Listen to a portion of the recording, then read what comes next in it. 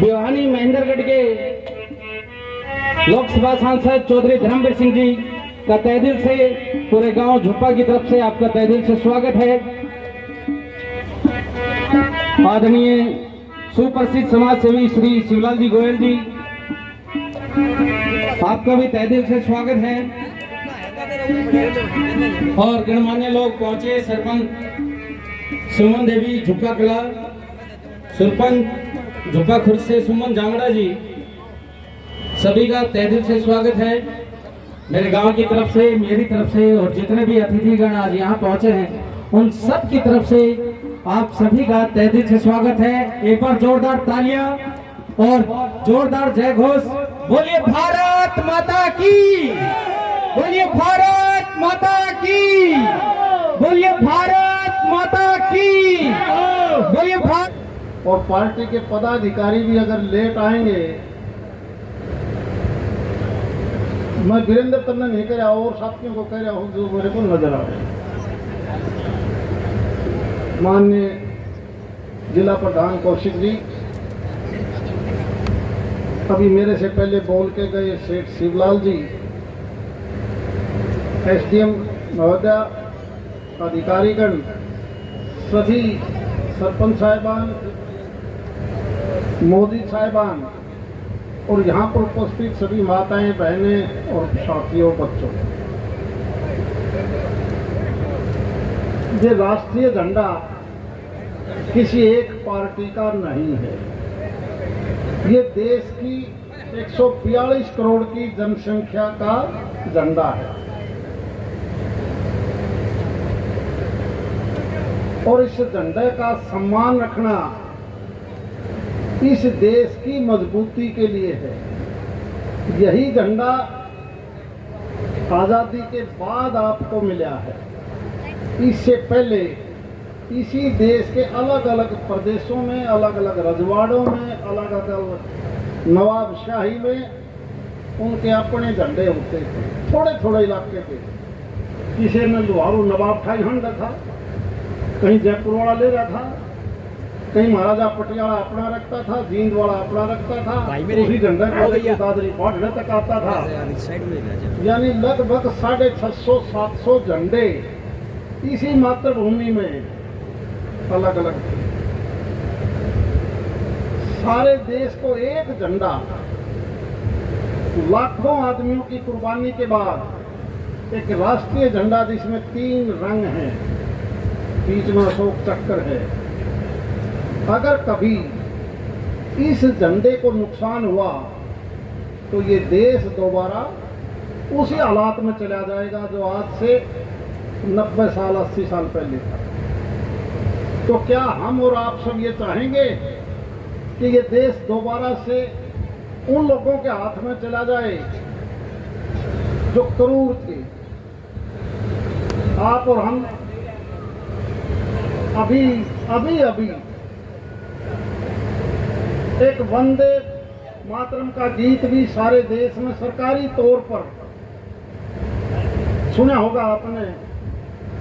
अभी तो एक पार्लियामेंट में सभी प्रदेशों में इसका एक कानूनी रंग दिया है। जरा ऐसी बातों को सोच और समझने की जरूरत है क्या है। और अगर सही मायने में उस वंदे मातरम की बात को समझोगे तो मैं मोटा मोटा अर्थ बताना चाहता हूं। ये भारत माता, इसकी ये जमीन जहां आप झुप्पा में बैठे हो, कोई बहल का आदमी है, कोई लोहारू का आया है, कोई सिवानी से आया है, ये मातृभूमि उस वंदे मातरम में यही दर्शाया गया है कि हिंदू कुश जो हिमालय पर्वत है, इसके नीचे एक ऐसी भूमि है जिसको हम मातृभूमि बोलते हैं, जिसको हम भारत माता बोलते हैं। उसी का पुराना स्वरूप आज का पाकिस्तान, बांग्लादेश, अफगानिस्तान और यहाँ तक नहीं, केरल तक, ये आपका हिमालय हिंदू कुश पर्वत के नीचे का जो भी स्थान है, जिसको आज हम भारत माता बोलते हैं, ये भारत माता की जमीन हरी भरी रहे, इसमें जहर की मिलावट ना हो, क्योंकि इसी से हम खाना खाते हैं, सब्जी खाते हैं, इसी के अंदर पशु है तो वो दूध देगा तो हम दूध पिएंगे, इसी हिमालय की नदियों से हम पानी पिएंगे। तो हम यही प्रार्थना करते हैं कि ये भारत माता सही रही।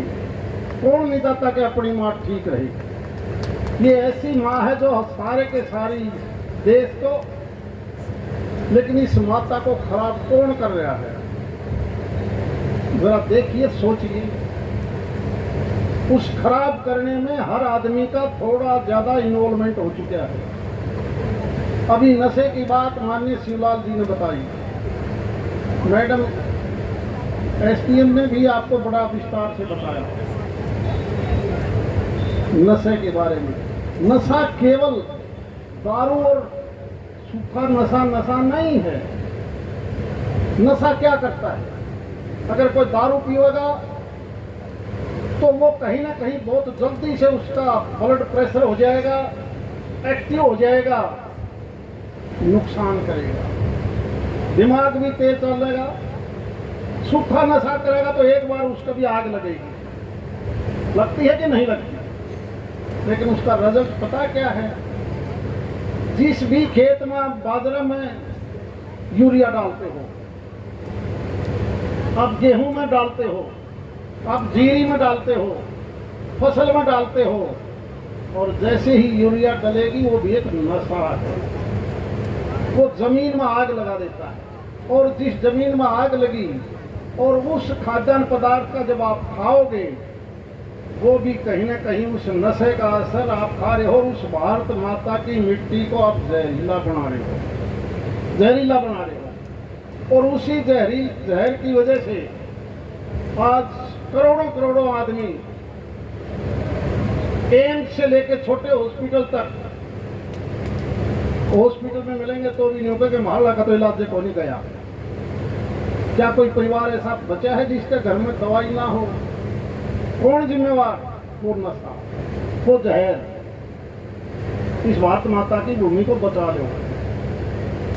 और उसके हालात कितने खराब हुए हैं, आप जरा गहराई से सोचिए। और वो क्यों हुए हैं? आज तीज का त्योहार है कल, जब तीज मनाओ तो तीज देखी कई एक साल हो गए, तो लाल लाल तीज थी में देखी कई साल हो गए, घने हो गए जी। तो फिर तीज क्यों मनाओ? तो और जहर घेर की हमने तीज मार दी। केवल तीज नहीं मारी, आज कितने पशु पक्षी जानवर आपने इस धरती से मिटा दिए। उनकी संख्या धीरे धीरे धीरे आउट। तो आप केवल यह ना सोचो तो मुंड मान लाग रहे हो, अपनी तरफ भी देख लो। तुम्हारा पशु, दुधारू पशु, गाय भैंस, पहले अगर वो 12, 13, 15 बार बच्चा देती थी तो आज कै बार ब्याह हुआ? देखना अपने घरों में, चाहे गाय है या भैंस, उधर भी ना देखो एक बार। तुम अपने घर में दूसरी तरफ आ जाओ, अपने बाप दादा की तरफ आ जाओ। पहले कै बालक होया करते, रिवाज का बेरा है के बगैर नसबंदी के 2 पाखड़े हुए और कल करे तो यूं कहे हमारा बालक को नहीं होता, क्या करा? उसका क्या मानते हो, क्या असर है? ये जहर, ये जहर खा रहे हो, खुआ रहे हो। ऐसा ना हो कि नाम आवे, एक घर फलाना का होया करता, आज उसका नाम लेना कोई नहीं। और ये रफ्तार बड़ी तेजी से बढ़ रही है। ये सारा कसूर किसका है? नशे का, नशे का। और ये नशे की वजह से ही, नशा से धरती को मत ला दो तो आदमी पी लो, नशा नशा है। ये ऐसे हालात हुए क्यों? जिस देश को सोने की चिड़िया कहते थे, उसी देश के ऊपर नजर पड़ी हमलावरों की हजारों साल से, और हम आपस में लड़ते रहे। और वो लुटेरे कभी कोई नाम का लेके आया, कभी कोई आया मिडिल ईस्ट से, कभी कोई आ गया। जहां जो मिला, ओए तुम बीच में बोलो, चलो वहां बैठो, तुम पुरान बैठ रहे, वो तेरे को भी कह रहे वहां बैठ, बैठे यहां से।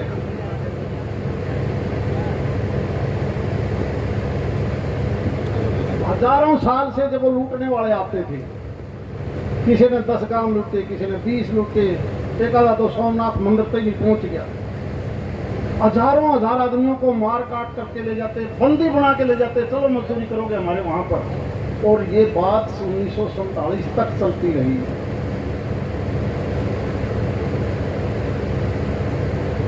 और हमारे देश को, हमारी संस्कृति को, हमारी शिक्षा को इतना तहस नहस कर दिया कि हम भी उनकी बातों में ही ढल गए, उन्हीं की बातों में ढलने लगे।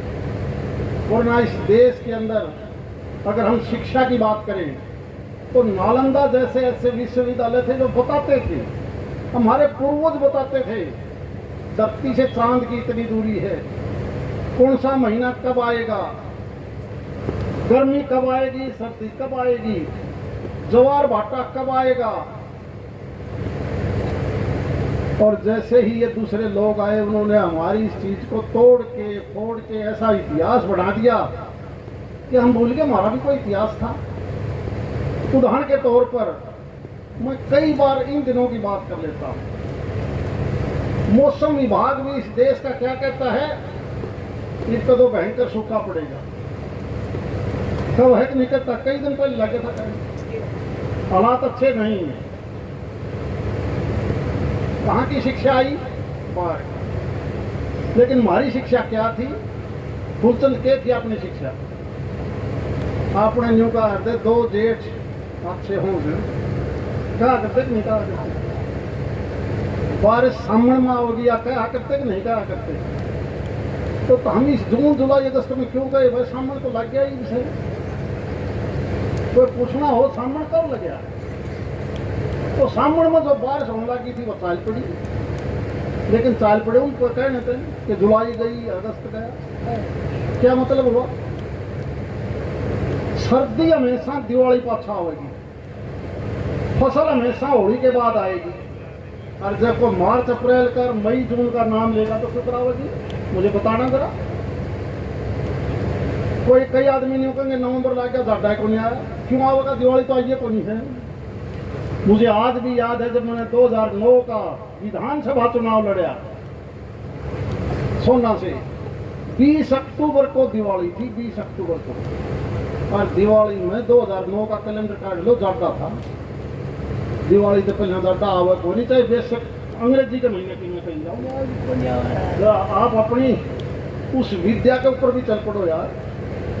तुम्हारा सारा सौदा तो खत्म कर दिया उन्होंने। तुम्हारे इन विद्यालय का नाम क्या दे दिया, मदरसे। सके याद पहले मदरसे बोला करते, सारा नाम था। अपने विद्यालय को बदल के मदरसे। उनके काके आगे अंग्रेज स्कूल, स्कूल था दे दो नाम। क्या है ये थी, उनकी बातों को हम तोड़ ले रहे हैं। हमने विद्यालय से विश्वविद्यालय बनाए, अपनी चीज बदल दी उन्होंने, और हम पीछे बदलू होती हुए कि नहीं हुई। और एक जब हमें आजादी मिली, झंडा जब एक मिल गया, उस झंडे को बरकरार रखना चाहिए कि नहीं रखना चाहिए। मैं आज भी देखता हूँ इस झंडे का पिछले 20-30 साल शुरुआत के सालों में बड़ा असर रहा।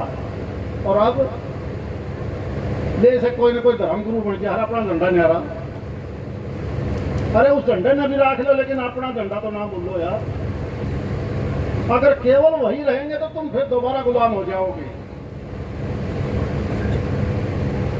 बड़ा मुश्किल से सारे देश का एक झंडा, कश्मीर का 2 झंडे थे, वो माननीय अमित शाह जी ने फिर कानून बना के एक झंडा किया। वरना वहां का मुख्यमंत्री अपने आप को प्रधानमंत्री बोलता था, 2 झंडे लगाता था। लेकिन ये हिंदुस्तान है जिसने नहीं सहा। और मैं तो हैरान हूं कई बार देख के, इस झंडे का हर आदमी आदर करता था, सत्कार करता था। कहीं नेशनल फ्लैग आ गया, कहीं पर भी आ गया। जिसने संविधान की शपथ ली है, जिस भी अधिकारी ने ली है, चाहे वो सिविल सर्वेंट है या पुलिस सर्वेंट है, वो सबसे पहले राष्ट्रीय फ्लैग का सम्मान करता था, वो जरूरी था। लेकिन अब क्या है, पुलिस का डीजीपी होगा तो उसका इन तो झंडे का सलूट कर देगा, राष्ट्रीय फ्लैग को ले रहा है तो थोड़ा नाड़ कर लेगा। क्या है भैया, हमने भी समझा दो क्या है। जिस झंडे की वजह से आपको आज़ादी मिली है, जिस झंडे को बरकरार रखना आपका काम है, आपके अपने झंडों को आप बिल्कुल सलाम कीजिए, लेकिन देश का झंडा सर्वोपरि है, देश का झंडा सर्वोपरि है। अगर ये झंडा खराब होगा तो मुश्किल हो जाएगी। हमें इन चीज़ को कभी नहीं भूलना चाहिए। क्योंकि माननीय नवीन जिंदल जी ने एक बार हाई कोर्ट सुप्रीम कोर्ट गए तो उन्होंने कहा कि ये झंडा केवल सरकारी पर नहीं लगेगा, ये केवल सुबह और शाम को, सुबह लहराया जाएगा, शाम को बंद करेंगे, ऐसा नहीं होना चाहिए। इसलिए हर आदमी को अधिकार दे दिया कि झंडा आपके देश का है, ये झंडा आपका हमारा है। और जिस आदमी के पास, जिस देश के पास अपना झंडा नहीं है, वो देश लंबा नहीं चल सकता, नहीं चल सकता। इसलिए जरूरी है कि इस झंडे को बरकरार रखना। इसी झंडे ने आपको, हमारे को सब कुछ दिया है। अगर ये झंडा आपको नहीं मिलता तो देश के कितने टुकड़े होते। ये केवल एक पार्टी का नहीं है, एक वर्ग विशेष का नहीं है, ये हमारे 142 करोड़ का है। हम आज भी कहीं ना कहीं 2-3 जगह बांट के रख देते हैं, या फला पार्टी कर रही है, ये वो पार्टी कर रही है, ये वो ग्रुप कर रहा है, ये फला ग्रुप कर रहा है। नहीं, ये 142 करोड़ का देश का झंडा है। जहां पर भी लगता है वहीं उस पर शामिल हो, वहीं इसका मान सम्मान करो। ये झंडा आपके देश का है, ये झंडा झुकना नहीं चाहिए। जहां आप और कोई योग करता है, कोई दूसरे काम करता है, कोई पाठ पूजा करता है, लेकिन सबसे पहले पूजा इस राष्ट्रीय ध्वज की है। उठते ही हम इसको याद करें, तभी तो आप और हम सब इस आज की व्यवस्था में जिएंगे। कहने के लिए हम कुछ भी कहें, जिस प्रकार से देश और प्रदेश में छोटी छोटी बातों के लिए केवल नकारात्मक काम करते हम। नकारात्मक एक ऐसा शब्द है जो परिवार को भी नष्ट कर देगा, सोसाइटी को नष्ट कर देगा, देश का नाश कर देगा। और नकारात्मक सोच आज सकारात्मक के ऊपर हावी हो चुकी है। इस बात के लिए कम लोग मिलेंगे कि माननीय शिवलाल जी का और इसके परिवार ने कितना काम किया है बगैर लोभ लालच के। लेकिन यूं कहीं खूब पाओगे, मुरब्बन बहुत कमा लिया भाई, पाओ है ना। अरे यार, तुमने ऐसा ही बन के दिखाना चाहिए कि मैं भी शिवलाल बन सकता हूँ। जिस और वही आदमी शिवलाल बनता है जो अपना नाम बगैर लिए। आपको याद है कोविड के टाइम पर जब हमने ऑक्सीजन के सिलेंडर नहीं मिले तो माननीय शिवलाल जी ने अपने आप कहा हमारे से की कमी है, और इन्होंने 45 लाख के कैश सिलेंडर मेरे को कहा कि इसको बंटवा दो सारे, ताकि कोई कोविड की बगैर, कोविड में बगैर ऑक्सीजन मर ना जाए। मांगल चौधरी से लेकर शिवानी तक, दादरी से लेकर महेंद्रगढ़ तक कोई पीएचसी सीएचसी हॉस्पिटल हमने नहीं छोड़ा जहां फ्री के नाम से वो हमने ना दिए। केवल ये अपना हित सोचते तो कोई जरूरी नहीं था, ज्यादा देते तो झुप्पे में दे देते। लेकिन उन्होंने कहा नहीं, ये अपना देश है, अपना प्रदेश है, जहाँ हम गुजरात में मदद करते हैं, हमारा फर्ज यहाँ पर भी है। और ऐसे आदमी अपने पैसे से पार्क का निर्माण हो, गौशाला का हो, एजुकेशन संस्थाओं में लाइब्रेरी की बात हो, आज ऐसे आदमियों को इसीलिए पूछा जाता है। लेकिन दूसरी तो सोच डेवलप हो रही है, उस सोच को मिटाना पड़ेगा। क्यों मिटाना पड़ेगा? एक बड़ी सोच क्या पड़ेगी? एक भाई दूसरे भाई को आगे बढ़ता नहीं देखना चाहता, पड़ोसी को नहीं देखना चाहता, इसने ज्यादा कमाई क्यों करनी, क्यों कैसे राजी होगा? उसका नुकसान है तो मैं खुश, और अगर वो सुखी है तो मैं दुखी। और जो परिवार ये सोचेगा वो परिवार कभी आगे नहीं बढ़ेगा, कभी नहीं बढ़ेगा। कहीं देख लेना, अब नजर मार लेना चारों तरफ, और उसी का नतीजा है कि वो गर्दिश में चला जाता है, नीचे जाएगा। आज जिस प्रोग्राम को लेके, क्योंकि मेरे को माननीय शिवलाल जी ने इसके सरपंच ने कहा था कि प्रोग्राम करना है, मैंने कहा बहुत बढ़िया, एक पंथ दो काज, सारा देश तिरंगा यात्रा निकाल रहा है। कल 15 अगस्त है, 15 अगस्त के दिन ही तीज का त्यौहार है, तो क्यों ना हम ये झुप्पा पंचायत हो सकता है 2 हों, कला खुद तो हमने बांट दिए, नाम तो एक ही है या अलग अलग हैं। एक ही जनाब। वैसे तो सारा प्रदेश एक है, लेकिन यूं तो गांव एक है। बाहर कहोगे तो धुप्पा है। इसलिए मैंने शिवलाल जी ने मेरे से कहा कि आप आओगे तो गांव में कुछ दूसरी बातें भी जरूर करना, और इसी बात को लेके मैंने माननीय मनोहर लाल जी से बात की कि मैं उस गांव में जाने लग रहा हूँ। आप पर एक अर्बन मिनिस्ट्री और पावर मिनिस्ट्री दोनों आपके पास आप हो। और मैंने शिवलाल जी का नाम बताया कि शिवलाल जी ने भी अपने पैसे से 3-4 संस्थाओं को पैसे देके जिस प्रकार से आगे बढ़ रहे हैं, तो आप भी हमारी इसमें मदद कीजिए।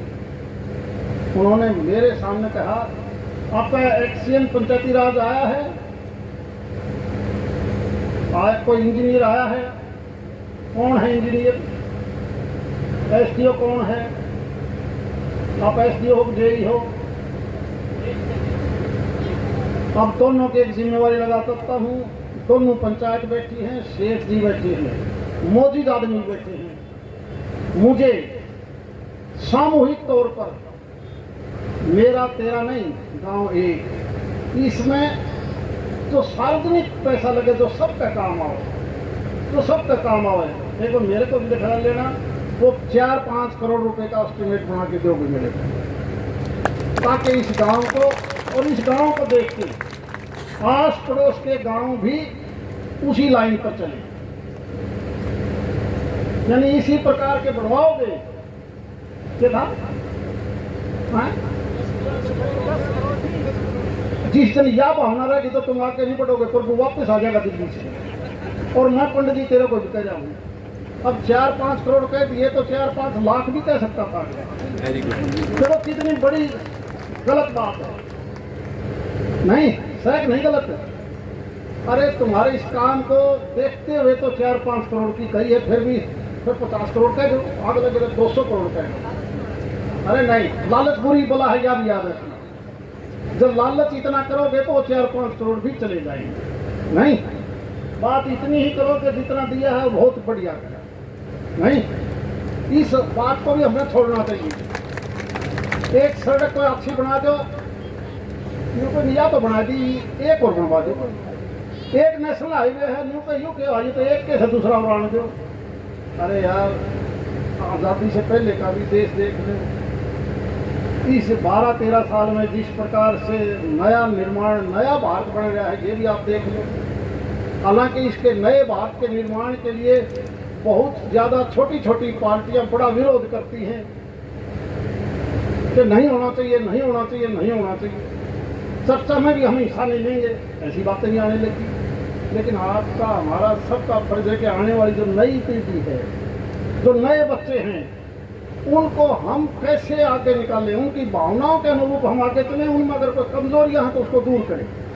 हमने 2047 तक विकसित भारत बनाना है, विकसित भारत। इसलिए आओ हम सब ये जो शपथ ली है नशा के खिलाफ, और इस देश को, इस इलाके को नया भारत, विकसित भारत हम कैसे बना सकते हैं, ये लाइन कभी ना पकड़ो कि झुप्पा में तो सेठ हो गया, हमारा क्यों नहीं।